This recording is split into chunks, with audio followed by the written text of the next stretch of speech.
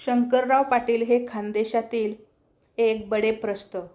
ते आणि पार्वतीबाई एरंडोल येथे एका मोठ्या वाड्यासारख्या घरात राहत असत. त्यांची भली मोठी शेती होती आणि व्यापार होता. त्यांना वसुधा नावाची एकुलती एक मुलगी. पुढे तिचे लग्न एका सुस्थितीत असलेल्या घरी करून दिले. जावई वसंतराव आर्किटेक्टर असून मुंबईत व्यवसाय करत असे. वसंतराव अत्यंत सुस्वभावी, हसतमुख आणि मितभाषी होते. वसंतराव आणि वसुधा यांना एक गोंडस मुलगा होता. हे तिघे आपल्या मुंबईतील 2 बेडरूमच्या घरात राहत असत. वसंतरावांचे आईवडील मुंबईतच दुसऱ्या घरात राहत असत. दुर्दैवाने शंकरराव यांना कसला तरी कर्करोग झाला आणि मुंबईत टाटा रुग्णालयात उत्तम उपचार करून केवळ 53व्या वर्षी त्यांचे निधन झाले.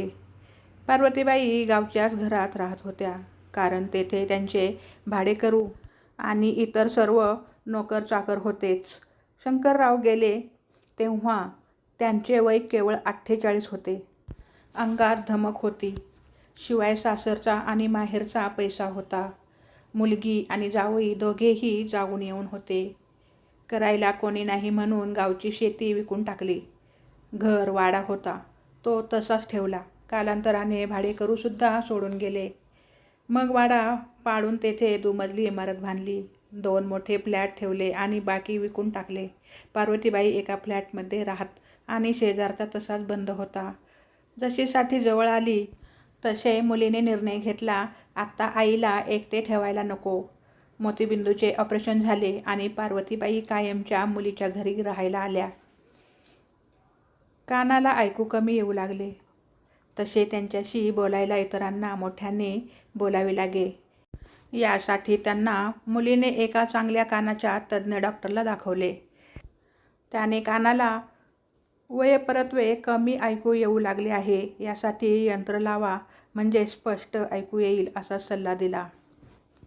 अर्थात मला काही कमी ऐकू येत नाही आणि मी काही कानाला यंत्र लावणार नाही, असे पार्वतीबाईंनी ठणकावून सांगितले. त्यातून जरा चांगले यंत्र 25,000 रुपयाला येते असे ऐकल्यावर तर त्या कान नाक घसा तज्ज्ञांच्या 7 पिढ्यांचा उद्धार झाला. सुंभ जळला तरी पीळ सुटत नाही, तसे पार्वतीबाईंचे होते. 2 बेडरूमपैकी 1 बेडरूम मध्ये त्यांनी आपला डेरा टाकला आणि नातवाला बाहेरच्या खोलीत झोपायला लावले. नातू इंजिनिअरिंगला गेला तसा हॉस्टेलला गेला. त्यामुळे आता घरात पार्वतीबाई, मुलगी आणि जावई असे तिघेच. पार्वतीबाईंचा स्वभाव चिडचिडा झाला होता. आपल्या बेडरूममध्ये त्या दुसरे कोणतेही सामान ठेवू देत नसत. मुंबईत खोल्या लहान म्हणून जाता येता मुलीकडे उद्धार चालू असे. त्यातून आपले सामान बेडरूममध्ये ठेवले तरी त्या मात्र बाहेरच सोफ्यावर बसत असत. दिवसभर काहीही काम करत नसत की बाहेर जात नसत.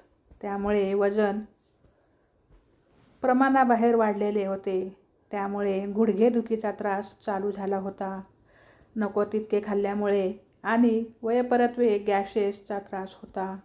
त्यामुळे बाहेर सोफ्यावर बसून वेळी अवेळी कायमच ओबा अशी भयान ढेकर देत असत. दुपारी 12 वाजता आणि संध्याकाळी 7 वाजता त्यांना जेवायला लागायचे. जावई दुपारी 1-1:30ला जेवायला आला तरी त्याची वाट पाहत नसत किंवा रात्री 8 वाजेपर्यंत थांबण्याची त्यांची तयारी नसे. त्यामुळे मुलीला त्यांना प्रथम वाढून द्यायला लागायचे. आपण गरम गरम जेवण झालं आणि जेवायला बसली की त्या बेडरूममध्ये जाऊन ठणठणीत आवाजात, अगं मला सुपारी आणून दे, माझं औषध आणून दे, पंखा कमी कर, पाणी आणून दे, अशी काहींना काही करून तिला जेवणावरून उठवत. त्यांनी 1:30ला झोपायची सवय लावून घेतली होती. जावई परत गेला आणि मुलगी मागचं आवरून 2:30 वाजता झोपायला गेली की 3 वाजता त्यांचा गजर सुरू होत असे. अगं मला चहा करून दे. चहाबरोबर मारीची बिस्किटं लागत असत. चहा झाला की 4 वाजता त्या आपल्या जुन्या भ्रमणध्वनीवरून कोणातरी मैत्रिणीला बाहेरच्या खोलीत सोफ्यावर बसून फोन करत असत आणि मग अर्धा तास मोठ्या आवाजात त्यांचं बोलणं चालत असे. त्यांना मुलीने सांगितले की संध्याकाळी जरा बाहेर जाऊन ये, 4 बायका भेटतील, वेळ चांगला जाईल. पण नाही, माझे गुडघे दुखतात. आता 4 जिने, 2 मजले कोण उतरणार आणि परत चढणार, असे सांगितले. बिचारी मुलगी संध्याकाळी बाहेर जात असे. बाजार करून 4 मैत्रिणींना भेटून परत येत असे. परत आल्या की मला जळजळ होते आहे, जेवायला वाढ, हा तगादा सुरू होत असे. मुलगी स्वयंपाक करेपर्यंत त्या टीव्हीवर कुठल्या ना कुठल्या मालिका लावून बसत. आता नीट ऐकू येत नसे म्हणून मोठ्या आवाजात टीव्ही लावला जात असे, ज्यामुळे कोणत्याही खोलीत त्यांचा भरपूर आवाज येत असे. 7ला त्या जेवायला बसत. जावई 8 वाजता परत आला तरी सारखं मला हे दे ते दे करत. मुलीला नवऱ्याबरोबर 4 गोष्टी बोलायला सवड देत नसत. नातू इंजिनियर होऊन नोकरीला लागला. तो नोकरीनंतर रात्री उशिरापर्यंत बाहेरच असे, त्यामुळे त्याचे फारसे नडत नसे. पण यथाअवकाश त्याचे लग्न झाले तेव्हा नातसूनेला या गोष्टी खटकत असत. यामुळे नातवाने आखाती देशात नोकरी पत्करली आणि तो बायकोला घेऊन तिकडेच निघून गेला. सुट्टीवर आला तरी 3-4 दिवस घरी येत असे. मग आठवडाभर सासरी, पुण्याला जाऊन परत जाताना 1-2 दिवस राहून परदेशात जात असे.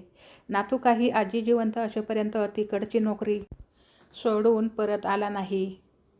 पुढे वयामुळे पार्वतीबाई जास्त जास्त गलित गात्र होत गेल्या, पण त्यांचा ताठा कधी कमी झाला नव्हता. शेवटची 2 वर्ष त्या अक्षरशः अंथरुणात होत्या, पण मुलीने कधी तोंडातून अक्षर काढले नाही. जावई भला माणूस होता, त्यामुळे किंवा खेड्यातील पार्श्वभूमीमुळे आपल्या आईला वृद्धाश्रमात ठेवावे असा विचार मुलीने कधीही केला नाही.